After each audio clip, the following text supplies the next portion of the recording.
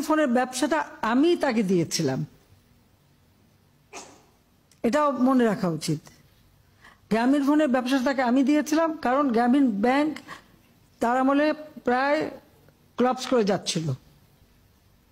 তখন আমার সরকার, আমি নিজে চালু রাখতে তাকে সহায়তা করি।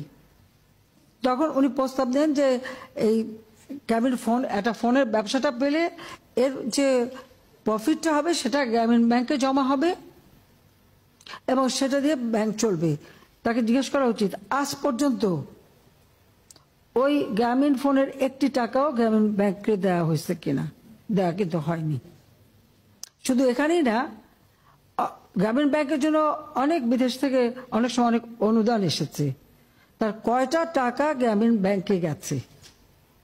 প্রতিটি সময় ওটা দিয়ে নতুন একটা ব্যবসা খুলে নিয়ে গেছে, ব্যবসা খুলে ব্যবসা করেছেন, কিন্তু কোনো ট্যাক্সই দেন। দেখেন, ডক্টর ইউনূসের প্রতি শেখ হাসিনা রাগ ছিল কেন?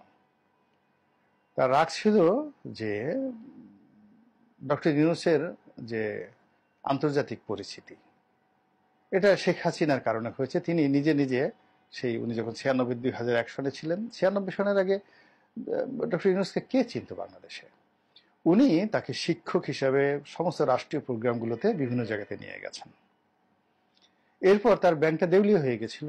তিনি বাংলাদেশ ব্যাংক থেকে 800 কোটি টাকা বিনা সুদে এই গ্রামীণ ব্যাংকে দিয়ে ডক্টর ইউনূসের এই ব্যাংকটাকে রক্ষা করেছিলেন। এই কারণে তিনি ডক্টর ইউনূস সম্পর্কে খুবই ইতিবাচক ধারণা পোষণ করতেন।